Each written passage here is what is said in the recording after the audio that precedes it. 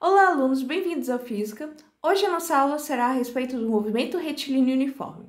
Quando falamos de movimento, existem os mais variáveis tipos de movimento. Existem movimentos em que a velocidade varia com o decorrer do tempo. E existe esse específico tipo de movimento em que a velocidade permanece constante. Vamos entendê-lo um pouco mais olhando a animação.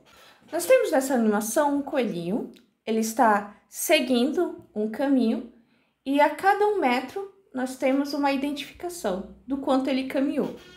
Ao começar a animação, podemos perceber que ele caminhou 4 metros. Vou voltar à animação novamente. Vamos ver em quanto tempo ele percorreu 4 metros. 1, 2. Podemos dizer que ele completou 4 metros em 2 segundos, certo? Então, nós temos o tempo igual a 2 segundos e a distância igual a 4 metros.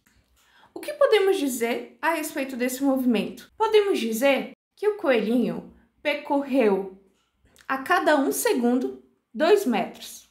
Então, se ele percorreu 4 metros, então o tempo decorrido foi 2 segundos. E aí vem a sacada importante. No movimento uniforme, quando percorremos distâncias iguais, os intervalos de tempos também devem ser iguais. Ou seja, em todo o meu movimento uniforme, a velocidade é constante. Então, qual é o conceito de velocidade? A velocidade, ela relaciona a forma como a posição de um corpo muda com o decorrer de um determinado intervalo de tempo. Foi exatamente o que vimos na animação anterior. O coelhinho percorreu 2 metros a cada 1 segundo. O que significa isso? Quando eu digo 2 metros a cada 1 segundo, eu estou dizendo a velocidade do meu coelhinho quando ele caminhou no trecho retilíneo.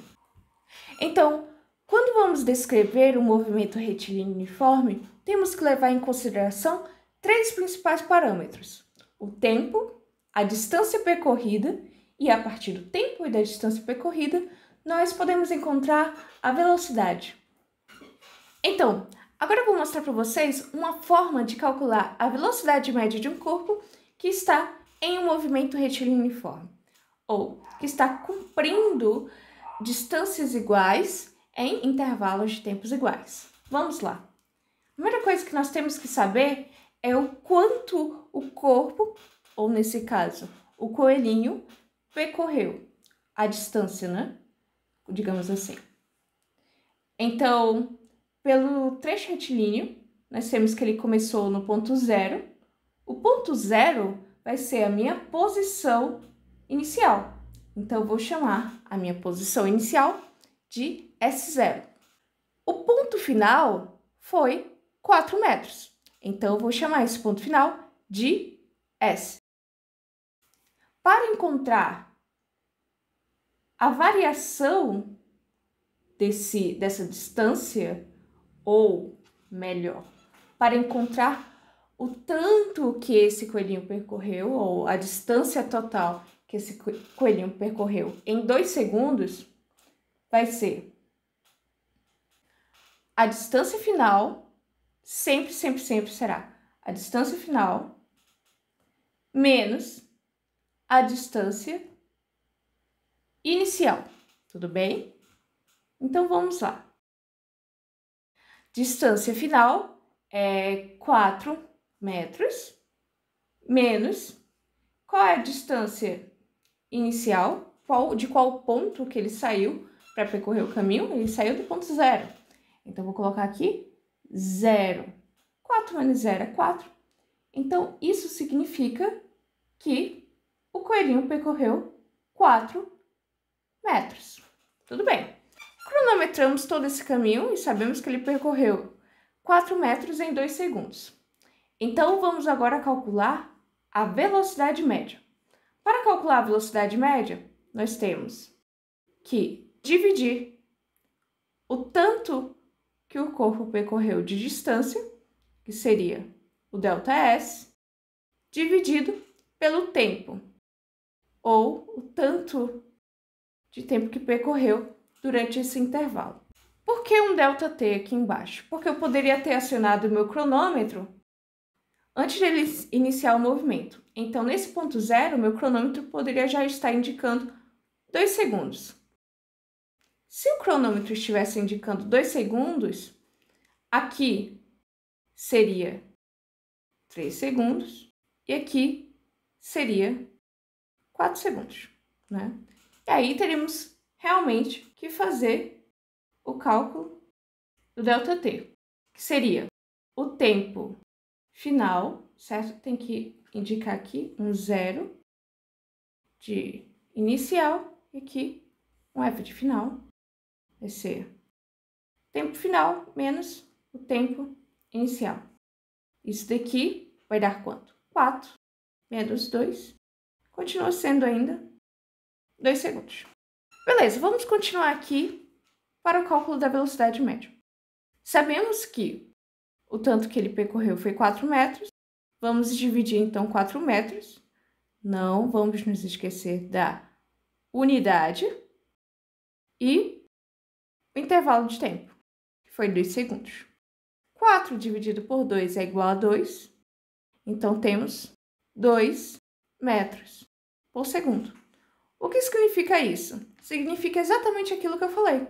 O coelhinho vai percorrer 2 metros a cada 1 segundo. Então, se você está em uma estrada a 60 km por hora, o que significa isso quando falamos em termos de velocidade?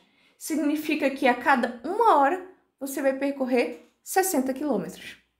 Vale lembrar uma característica do movimento retilíneo uniforme. O movimento retilíneo uniforme é unidimensional.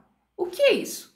Unidimensional significa que você apenas pode se mover para frente ou para trás, em 2 direções, para frente e para trás, ou para leste ou oeste, ou para a esquerda e para a direita, e assim vai. Um exemplo de movimento unidimensional nós vemos todos os dias. Por exemplo, uma avenida. Na avenida, você somente pode andar para frente ou para trás, nunca para cima ou para baixo. Pelo menos eu acho que vocês nunca viram um carro voando ou um carro passando por debaixo da terra, né? Vamos então entender agora os conceitos de movimento progressivo e movimento retrógrado. O que é um movimento progressivo? Se eu tenho a minha trajetória e eu escolho um eixo positivo para uma direção, digamos, vou escolher o eixo positivo para a esquerda, né? Nesse caso, vamos pelo caso do exemplo, vou escolher para a direita. Então, se eu caminhar para a direita, o sinal da minha velocidade vai ser positivo porque estou executando um movimento progressivo, ou seja, estou executando um movimento que está se deslocando a favor da orientação positiva da trajetória. Como no caso, definimos a orientação positiva para a direita. Então, quando eu caminho para a direita, estou exercendo um movimento progressivo. O que seria um movimento retrógrado? Um movimento retrógrado é um movimento que vai no sentido contrário à orientação positiva da minha trajetória. Definimos a orientação positiva para a direita. Então, se caminharmos no sentido contrário, o sinal da minha velocidade vai ser negativo e dizemos que o movimento é retrógrado, como podemos ver na animação. Está indo contra a orientação positiva da trajetória. Eu vou fazer uma demonstração para vocês. A partir da equação da velocidade média, eu consigo definir uma função horária do espaço para o movimento retilíneo uniforme. Então, vamos lá. A velocidade vai ser constante, então vai ser igual à velocidade média do corpo.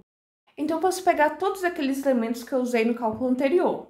A variação do espaço sobre a variação do tempo. No exemplo anterior, nós vimos que o coelhinho saiu do tempo inicial igual a 0. A maioria das vezes, quando vamos cronometrar uma atividade, saímos do tempo igual a 0. Então, nesse caso, vamos considerar o t inicial, o tempo inicial, igual a 0 segundos. Vamos lá. Distância final, menos a distância inicial sobre o tempo final, cronometrado, menos o tempo inicial, que é igual a 0. Nós temos uma equação desse tipo, não é? V é igual a S menos S0 sobre T. Agora, o que eu vou fazer? Vou isolar a distância final, tudo bem? Então, o T vai passar para esse lado multiplicando. Então, eu vou ter S menos S0 é igual a V vezes T. Agora, o S está subtraindo com o S0, eu quero só isolar o S, então eu vou passar o S0 para esse lado. Quando eu passo para esse lado, o S0 fica positivo. Então, eu tenho S igual a S0 mais V vezes T. Essa equaçãozinha aqui, na cinemática, é chamada de função horária do espaço. Vale lembrar que futuramente nós vamos ver outros tipos de movimento. Então, eu vou colocar aqui para vocês. É a função horária do espaço para o movimento retilíneo uniforme. É uma função exclusiva. MRU. Beleza. Então, a função horária do espaço no MRU é bem interessante. Essa equação, ela permite encontrar a posição do meu objeto em qualquer instante de tempo. Como fazemos isso? Basta, como queremos encontrar a posição, basta dizer a posição em que o corpo iniciou o caminho, né? O movimento, e basta dizer a velocidade em que ele está caminhando ou exercendo o movimento. Então, se você disser, eu quero saber a posição de um corpo a 2 segundos, se você tiver a posição inicial e a velocidade, você encontra a posição. Então, temos aqui o tempo. No MRU, no movimento retilíneo uniforme, nós temos alguns gráficos que vale a pena nós conhecermos. Então, para o movimento progressivo, vocês lembram que no movimento progressivo eu vou caminhando no sentido da minha orientação positiva da trajetória. Então, para o movimento progressivo nós temos uma reta, em que a posição vai ser sempre positiva, vai estar sempre crescendo para o positivo. Então, é uma reta ascendente. Para o movimento retrógrado, a gente viu que a posição ela vai indo no sentido contrário da trajetória. Então, nós temos aqui uma reta descendente. E ela descreve o movimento retrógrado. Para esses dois gráficos, quando é uma reta ascendente, a minha velocidade ela vai ter sinal positivo, porque trata-se de um movimento progressivo. E quando a minha reta está descendente, a minha velocidade vai ter sinal negativo. Trata-se de um movimento retrógrado. Para o gráfico de velocidade versus tempo, nós temos o seguinte. Para o movimento progressivo, ou seja, o movimento em que estamos no sentido positivo da trajetória, caminhando na direção positiva da trajetória, nós temos que a velocidade é constante, então ela vai ser uma linha na horizontal, não é? E vai ter uma área embaixo. O que significa essa área? Nós temos aqui a velocidade, certo? E nós temos aqui o tanto de tempo. Então, eu posso encontrar o espaço apenas multiplicando velocidade vezes o delta t, que é a variação do tempo, né? Aqui é o delta t. Então, podemos encontrar quanto o nosso corpo percorreu de caminho, encontrando a área desse gráfico. Para o movimento retrógrado, que é o movimento no sentido contrário da orientação positiva da trajetória, essa reta constante vai estar abaixo do eixo y positivo. Então, vai estar numa parte do eixo y negativo. E, novamente, nós podemos também encontrar o tanto que o nosso objeto percorreu, a distância, através do cálculo da área. Nesse caso, nós não consideramos o sinal negativo, tá bom? Vamos pegar aqui a velocidade e o intervalo de tempo. Novamente, para calcular a área vai ser igual a velocidade vezes a variação do tempo. Então, para ambos os casos, podemos encontrar o total de distância percorrida através do cálculo da área. Então, vamos lá para a nossa primeira questão. É uma questão da FUVEST. Após chover na cidade de São Paulo, as águas da chuva desceram o rio Tietê até o rio Paraná, percorrendo cerca de 1.000 quilômetros. O que significa esse 1.000 quilômetros? 1.000 quilômetros significa que é a distância percorrida por essas águas da chuva. Ele diz também que 4 km por hora, vamos grifar, 4 km por hora, é a velocidade média das águas. Porém, sabemos que no MRU, a velocidade média é igual à velocidade em todo o percurso, porque a velocidade é uma constante. Então, desde o início do percurso, a minha velocidade foi 4 km por hora e no final ela continuou sendo 4 km por hora. O percurso mencionado será cumprido pelas águas da chuva em aproximadamente, e aí ele quer saber o intervalo de tempo. E ele dá algumas opções de intervalo de tempo em dias. Então, precisamos encontrar o intervalo de tempo e depois converter esse intervalo de tempo em dias. Complicado, né? Então, bora lá. Primeiro, antes de começar a resolver esse exercício, eu vou passar para vocês uma dica. Quando nós vamos calcular tanto a velocidade quanto o tempo, quanto o espaço no movimento retilíneo uniforme, eu utilizo a pirâmide do sorvete. O que é a pirâmide do sorvete? É uma pirâmide, assim, dividida em 3 partes, em que na parte superior, S, nós temos o V aqui e nós temos o T. O que significa isso?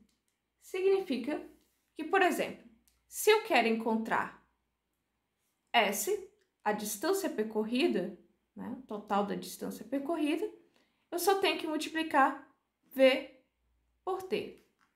V vezes intervalo de tempo. Beleza? Digamos que eu quero encontrar, então, a velocidade. Beleza? O que eu faço?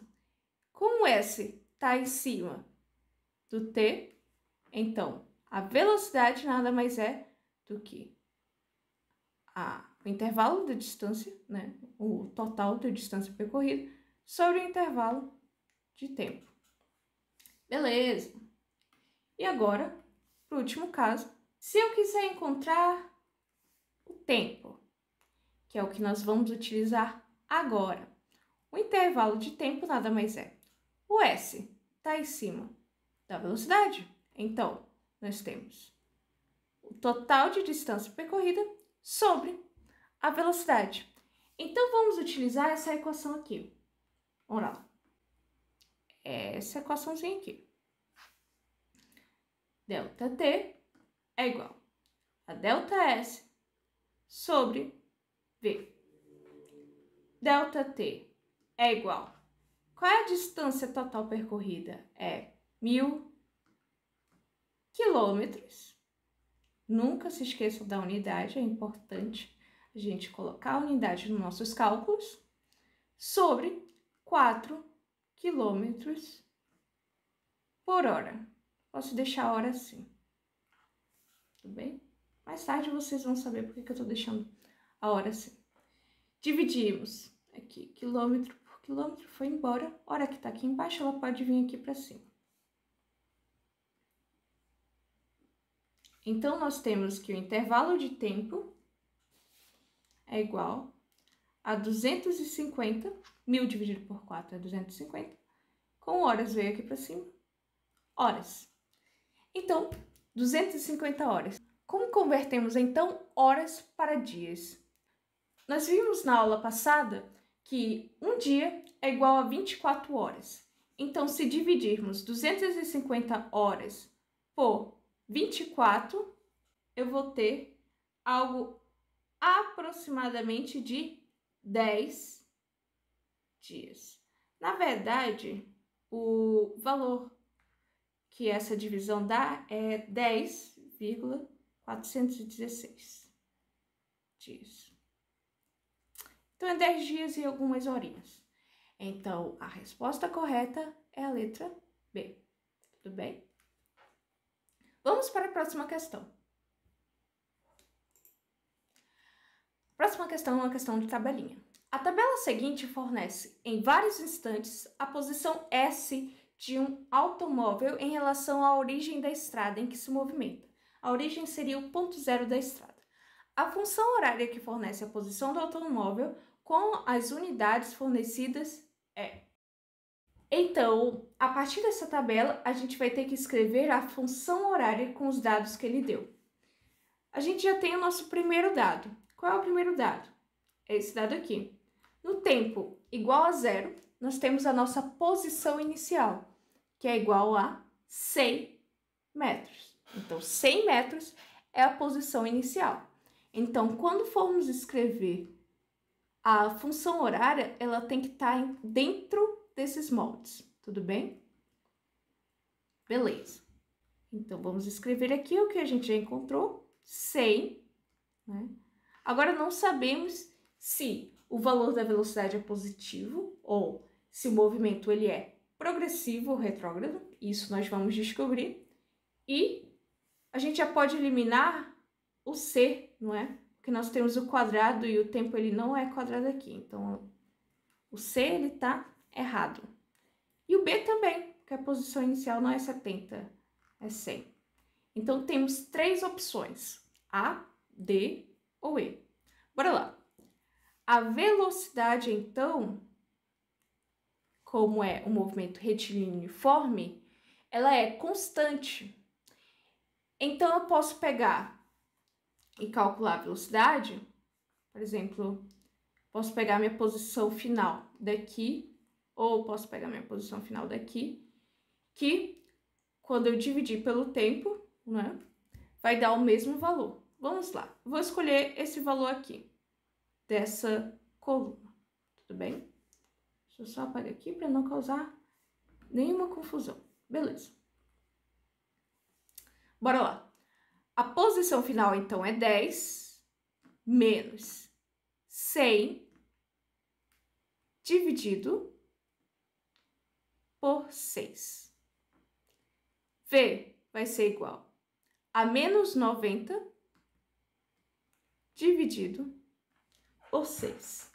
Esse valor de menos 90 dividido por 6 dá igual a menos 15. Sem contar, não vão esquecer, eu falei ainda agora para vocês, mas não esqueçam as unidades. Estamos trabalhando com metros e segundos. Então, a unidade da velocidade é o quê? Metros ou segundos. E o valor negativo? Né? Encontramos o valor negativo. Então, trata-se de quê? De movimento retrógrado. Ou seja, o automóvel está indo no sentido contrário da orientação positiva da trajetória, né? Então, menos 15 vezes tempo. Qual a resposta correta, então? Podemos eliminar o A, não é 30, a nossa velocidade. E aqui, a nossa velocidade não é positiva. Então, a única resposta correta para essa questão é a letra D. Então, alunos, eu espero que vocês tenham gostado da nossa aula. Se vocês gostaram, deixa um like, isso ajuda muito o canal. Eu desejo a vocês bons estudos. Se tiverem alguma dúvida, deixa aqui no comentário. E tchau!